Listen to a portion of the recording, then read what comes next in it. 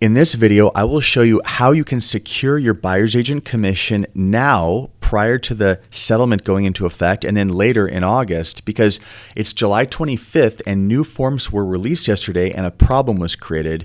The problem is over here on the new listing agreement, there's no buyer's agent commission. Now it's still July and we're weeks away from the policy of no buyer's agent commission going into effect. So what do we do if a listing agent takes this listing with no buyer's agent commission and then doesn't offer a buyer's agent commission on the MLS? That can happen. And the MLS knows it because here we are, July 25th, and they gave this release yesterday when the forms were released. And they said that we acknowledge the new listing agreement doesn't have a buyer's agent compensation section. And if that's the case, then you need to enter 0 in the required buyer agent compensation field. So in the MLS, they're saying 0 is the only acceptable value for the buyer's agent commission. So now we have this interim period where there might be listings with no buyer's agent commission. And sure enough, here's one I found, 0 days on the market. Look right here, 0% buyer's agent commission. Now, again, this is July 25th. We're weeks away from this being mandatory.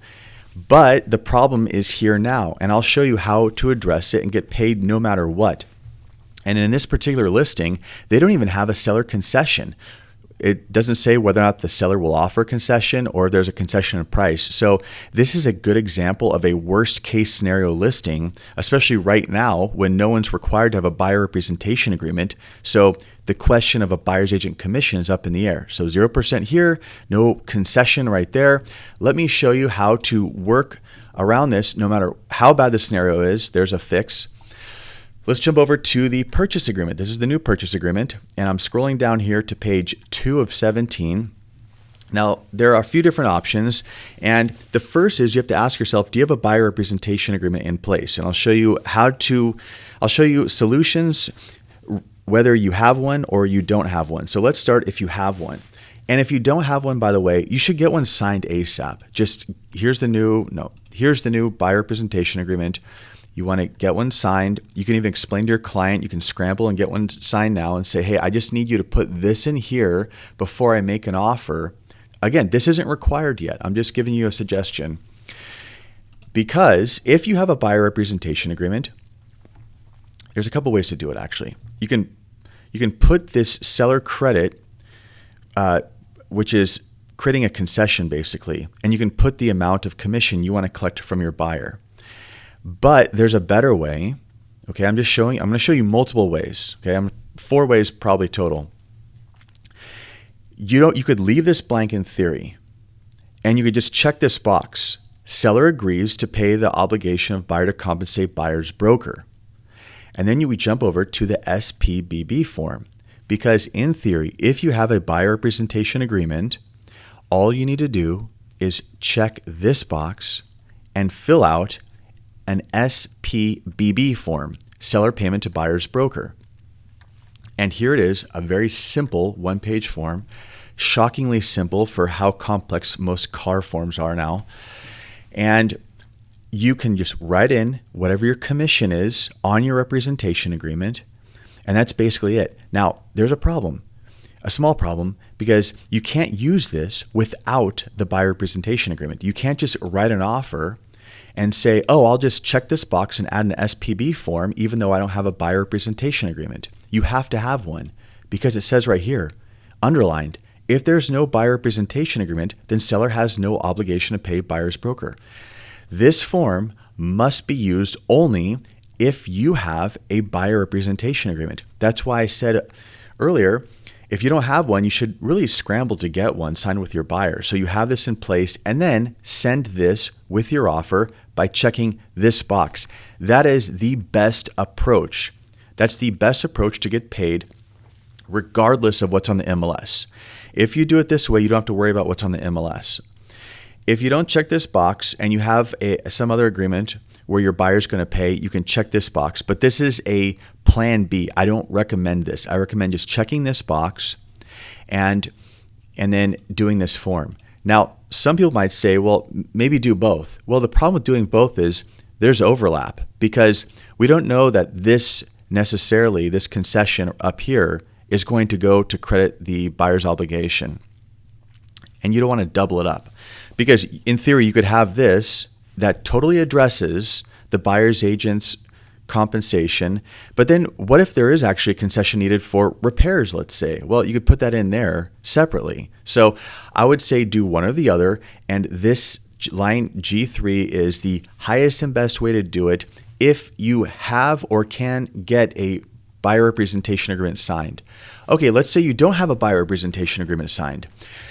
Let's say you, for whatever reason, aren't able to get one signed, and it's not required until mid-August, and here we are in late July, so we have this kind of awkward interim period. All right, well, let me show you what to do. Now, I'd like to say you could use the old CBC form, Cooperating Broker Compensation, but that just disappeared yesterday with the form update. So let me show you how simple this can be. All right, let's scroll down to page 3 of 17. Now, I've written this two different ways because you can do either. In other terms, it can be this simple. You have no buyer representation agreement. You can write in, listing broker shall pay buyer's broker a commission of 2.5% of the sales price at close of escrow. Another way to write this is seller shall pay buyer's broker a commission of 2.5% of the sales price at close of escrow. If this is in the contract and it's signed, there's going to be a commission. Make sure to point this out to escrow. Escrow is very good at missing little details like this when they skim a contract. So you got to draw the attention of escrow to this. You could even put the or. Now I put or in there because I want to show you two different ways to write it. You could write listing broker or seller. Which one should you write? Well, call the listing agent and ask, hey, on your listing agreement, do you charge a commission? Because maybe they have the old listing agreement, right? Or maybe they are able to charge it to the seller somehow. If not, okay, have the seller paid directly. Now, wouldn't it be great if you could use that seller payment to broker form? But you can't because of this annoying verbiage right here. That if there's no buyer representation agreement, you can't use this form. So that's why in here, we could just put this line. I'm going to highlight this spot right here. Seller shall pay buyer's broker a commission of 2.5%. And if you're unsure, write both. Write both, and they can figure out one or the other. It says or, not and. So the obligation only falls on one of them. And as soon as one of these parties steps up to pay a commission, the other one doesn't have to do anything. So you just write this, seller, and just tell the agent, I'm writing that the seller is going to pay a buyer's agent commission because you put 0 in the MLS. You can do that. And, you know, in the past, you could have even written it here, by the way. You could have checked the box seller, and you could have put in the 2.5%. You'd probably find a way to write it in. It's not going to be that clear. So that's why I don't recommend using this line up here, because CAR ruined this when they did the form update. It used to be that you had more ability, more flexibility to write in what you want. Now it just has fee or cost. So that's why down here, other terms, page 3 of 17, line R, seller shall pay buyer's broker a commission of 2.5% of the sales price at close of escrow. That's what you're going to put in to secure it. Okay, what if the seller's not going to pay? That may happen. All right, well, just write in the buyer will pay it. If you don't have a buyer representation agreement and you want the buyer to pay, you can write it in here. Buyer shall pay buyer's broker commission. You have all this wonderful flexibility on line R, other terms. Between this section here and then what you have to work with up here on page 2 regarding the SPBB form, there's no way that you can go wrong. You have all the tools you need to get paid. If you have any questions, please leave a comment. Thank you for watching.